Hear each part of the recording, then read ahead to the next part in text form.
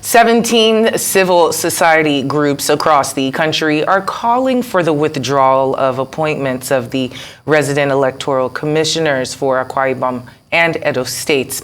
In a joint petition, the commissioners are accused of being partisan and questionable in their conduct. Our correspondent, Benga Ashiru, reports on this. Irked by the Senate's confirmation of the resident electoral commissioner nominees despite public outrage, the civil society groups describe the action as a breach on the integrity and neutrality of the Independent National Electoral Commission, INEC, which is meant to be an impartial umpire. The CSOs raised the red flag by petitioning both the presidency and the National Assembly over the appointment of Etekamba Umari and Isa Shaka as resident electoral commissioners on account of alleged partisanship and questionable ethical conduct. In a petition by 17 CSOs, both Umari and Shaka were accused of having active political leanings. Umari is being accused of having benefited from political appointments, which is at variance with the provision of Section 156, 1 subsection A of the Constitution, which prohibits any member of a political party from being a member of INEC. Apart from the partisanship baggage tied round Mr. Umari's neck, especially having been an aide of Senate President Godswill Akpabio, he is also alleged by an online newspaper, Foundation of Investigative Journalists, FIJ, of allegedly embezzling 22 billion naira, which puts his integrity in question. Another REC appointee, Mr. Shaka, also seems to have been trapped in the same issue following photos of social media showing him campaigning for the ruling All Progressives Congress, APC. This seems to have sent jitters of mistrust on his appointment as resident electoral commissioner for Edo State. But despite these allegations, the civil society are unsettled that the Senate had to go ahead to confirm the accused two persons as resident electoral commissioners. With a strong rejection of both recs by the Nigerian civil society, the CSOs are urging President Bola Tinubu to uphold the Constitution by sacking the two persons and appointing fresh and neutral nominees that would build confidence among citizens and also uphold the sanctity of INEC. Benga Ashiru, Arise News. Well, for more on this, the CEO and founder of the Albino Foundation Africa, Jake Epelle, joins us now from our Abuja studio. Thank you so much for joining us on Newsday. Thank you for having me. Well, first of all, let's get your reaction, to the Senate's confirmation of two resident electoral commissioners who are allegedly partisan. Sad day for democracy. Absolute violation of the Constitution. The two people responsible, the President and the Senate Presidents, are political office holders that electorate who elected them expected them to uphold the Constitution. And what has happened right now is an absolute violation of the Constitution, and is more worrisome because the Senate President is a lawyer himself, So it's an absolute aberration, for what has happened. And I want to also, lay emphasis on the excuses that they are giving. Oftentimes, the excuse is, well, the fellow has resigned, But again, where is the place of morality? If you can juggle and evade the legality of an issue, what about the morality? If these guys are obvious card-carrying members of APC. And aside from that, they do have issues that borders on questionable character. And on these two bases, they shouldn't have been nominated at all. And now when they have been nominated, the Senate should not have in any way, approved their nomination. All right. So we are not just shouting at the rooftop, we're telling the president to do the needful by withdrawing these individuals and replacing them with people that will not undermine the integrity of the institution of democracy. You can't send these individuals to INEC and I expect us to believe that they are going to do the right thing. They are in absolute violation of the Constitution and shouldn't be seen as rakes in INEC. Let's not forget what has happened in Adamawa and the rest of them. In Sokoto, it was also rakes that civil society, we flagged up that these individuals have issues. And today, we are right because they couldn't do the right thing. Well, Mr. Epelle, we speak of morality within the political sphere, and we all know that that is a very expensive commodity within the sphere. But Samson Itodo, the head of Yaga Africa, called this entire situation democracy without Democrats. Can you give us, in your own opinion, the way, your opinion on how the Senate and Senate President have performed in the last couple of weeks, particularly with this situation and a few others that have caused Nigerians to raise their brows collectively. In your opinion, is this, how should we be, as Nigerian citizens, be handling this right now? Where do we apply the pressure in order for our voices to be heard? Well, I don't have all the indices to give a scorecard of the Senate President, but let me speak from what I know, from the current event, from him presiding over the Senate and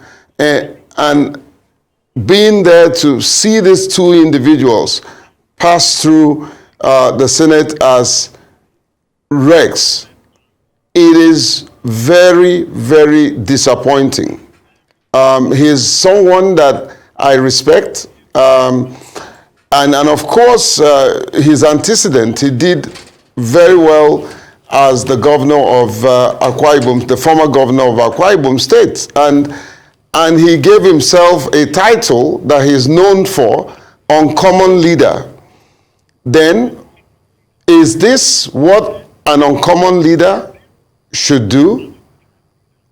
To sit back and watch a total violation of the Constitution that you swore to defend?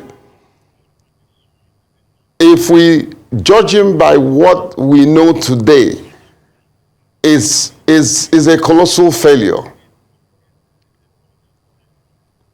Now, Mr. Epelle, I'm wondering what your organization and other civil society organizations will be doing. Will you be taking any legal challenge, any legal step to challenge the nomination of these two men?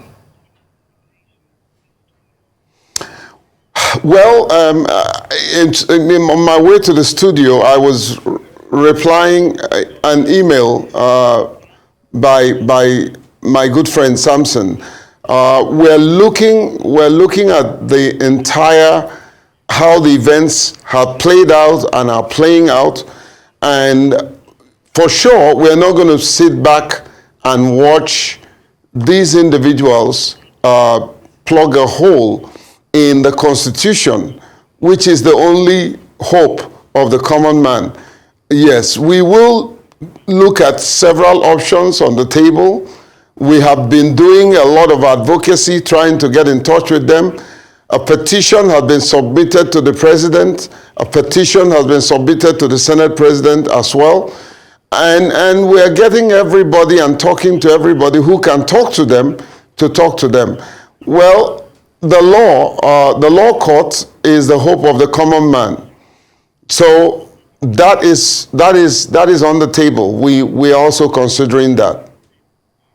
And, you know, in this type of situation where you have faulty or questionable RECs, then the elections come, situations happen, glitches happen, individuals are compromised, and then they say take it to court. There's a whole knockdown, trickle-down effect of not getting things right from the very foundation that affects our democracy later. So could you speak on what measures could be implemented during the process of screening these recs before it even gets to the confirmation stage? What could be better done?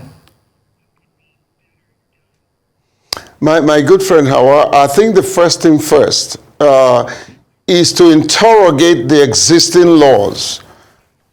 The provisions and the clauses of the current laws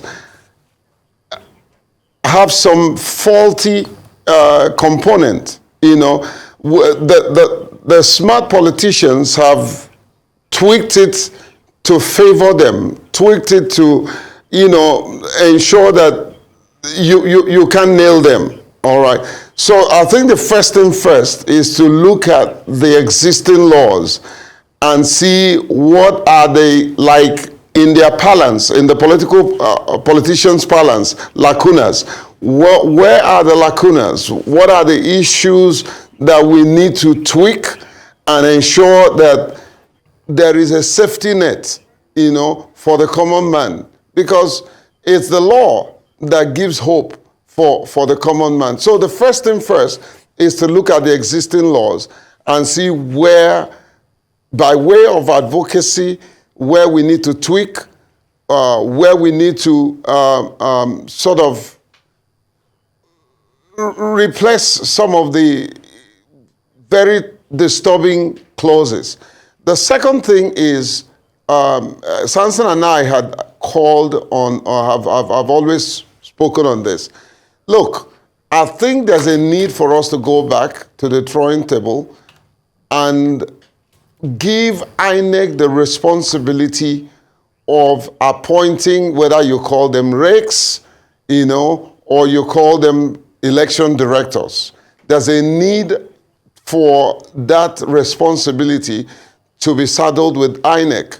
And there are ways that people can apply and get to that position. It can be advertised, you know, and properly screened, and then people will get to that position. This issue of one man getting up and appointing members of his political household and ensuring that they protect his or her interest, we need to nip it in the bud. So we need to overhaul the laws.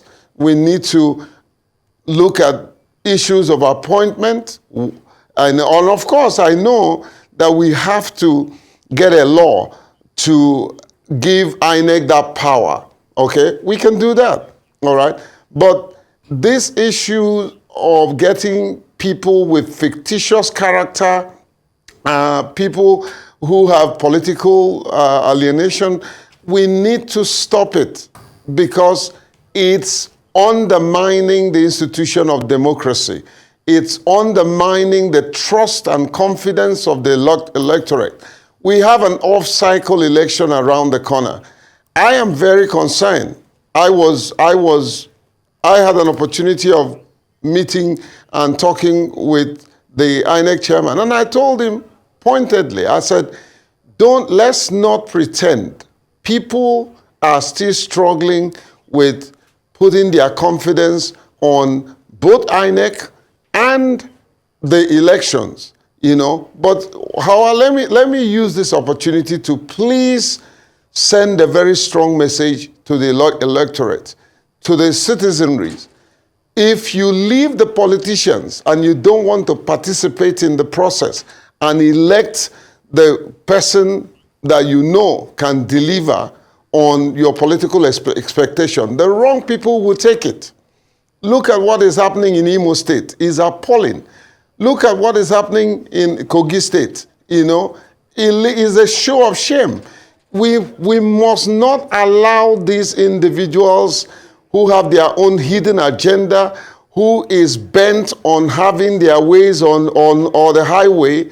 We must get involved in the process and vote them out. This is the only way we can make the change. It's not by sitting back and refusing to be part of the process because the process is corrupt. Who will correct the corruption if all of us abandon ship? So I want to use this opportunity to plead with the electorate. Please get involved in the off-cycle election. Get involved. If you know that your governor is not performing well, this is the time to vote him out. If you know that anyone that is coming in is not the right person, this is when to deny that person the opportunity to hold on to power. So we have a very beautiful opportunity. We must take it by all means. Now, Mr. Epelle, some Nigerians would argue with you and say votes do not count in Nigeria. So what would you say to such people? Don't lose hope. Don't be pessimistic. You know, one day the vote will count. Don't lose hope. The point is, if we let them have their way, then, in fact, let me put it in perspective. Never you complain about what you permit.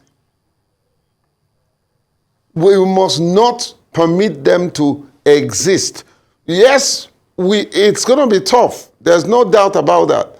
But if you leave them to do whatever they like, then you don't have any right to complain at all.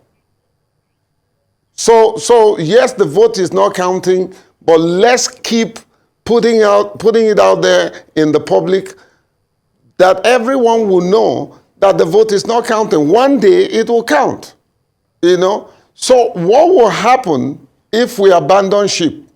It will be worse. Constant vigilance in order to checkmate those in power. It's very it's straightforward, but it's a lot of hard work to do, and we applaud the work of the CSOs who have been doing it. What is the way forward now? The way forward is simple. Their constitutional process that the presidency understands, they know it, you know. This president have always shown himself as a Democrat.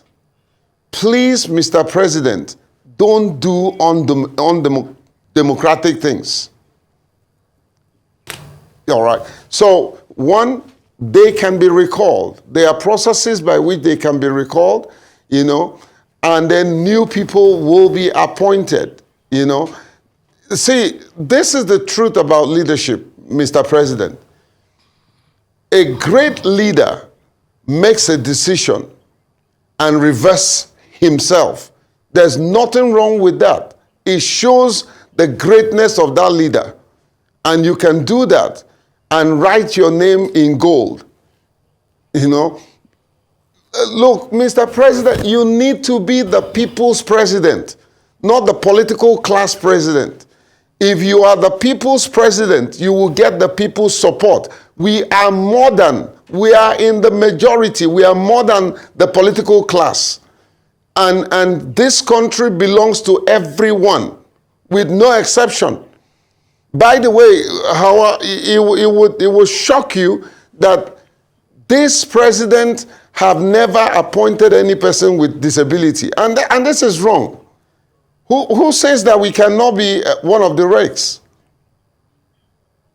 You know, so I think inclusion is another aspect that had been taken for granted, you know, and it shows how insensitive politicians are. Now, Mr. Epelle, you talked about tweaking laws, you know, but we've been tweaking for a while now without much results, really. So what's your take on suggestions that what we need is not just electoral reform, but actually what we need is a new constitution? You know, my dear friend, we need both. We need a new constitution. 1999 constitution has a lot of flaws. Okay, we need a new constitution. There's no doubt about a reverse constitution that takes everybody into account. The current constitution has no one mention of persons with disability, not one. And that to me is unconstitutional by itself. So we need a new constitution. We also need a new electoral reforms. We need to embark on electoral reforms. There's no point anybody saying, well, we've had so many, and we had so many that did not take into consideration the current challenges.